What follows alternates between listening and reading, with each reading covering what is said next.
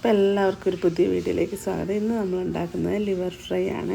അതിനുവേണ്ടി നമ്മൾ എടുത്തിരിക്കുന്നത് കുറച്ച് ലിവറാണ്. അതിലേക്ക് കുറച്ച് ബീഫ് മസാലയും അതുകൂടാതെ ഇഞ്ചി വെളുത്തുള്ളി എല്ലാം ഒന്ന് പെരക്കി നമ്മൾ ആദ്യം ഒരു കുക്കറിലിട്ട് നന്നായിട്ടൊന്ന് അടിക്കാൻ പോവുകയാണ്. 2-3 വിസിലെല്ലാം അടിച്ച് നന്നായിട്ട് വെന്ത് വന്നിട്ടുണ്ട്. നമ്മൾ വെള്ളമൊന്നും ചേർത്തിട്ടില്ല. പക്ഷേ ഈ ബീഫിൻ്റെ അകത്ത് നെയ്തിയ ഇറങ്ങിയ വെള്ളമാണ് ഈ കാണുന്നത്.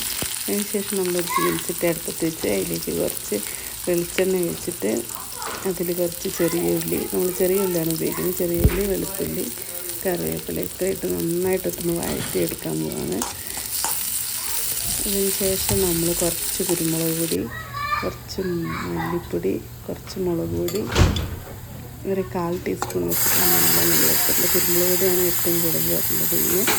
എല്ലാം എടുത്തിട്ട് നമ്മൾ ആ ബീഫിൻ്റെ അകത്തേക്ക് ആ വെള്ളത്തോട് കൂടി തട്ടി കൊടുക്കുക. എന്നിട്ട് അതിന് ശേഷം നന്നായിട്ട് നമ്മളതൊന്ന് അടച്ച് വെച്ച് അതിൻ്റെ വെള്ളം വറ്റിച്ചൊന്ന് നല്ല ഫ്രൈ ആക്കി എടുക്കുക.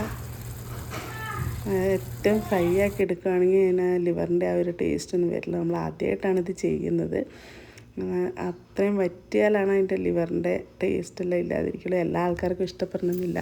അതിന് ശേഷം നമ്മൾ നന്നായിട്ട് വെന്തെല്ലാം വന്ന് നല്ല പറ്റി വന്ന് കഴിയുമ്പോൾ അതിൻ്റെ അകത്തേക്ക് കുറച്ച് മല്ലിയില ഇട്ട് കൊടുക്കുക.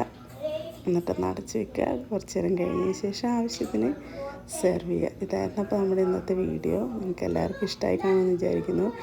എല്ലാവരും ഇഷ്ടമായാൽ ലൈക്ക് ചെയ്യണം, കമൻറ്റ് ചെയ്യണം. അപ്പോൾ വീണ്ടും ഒരു വീഡിയോയുമായി വരുന്നതിനും ബൈ.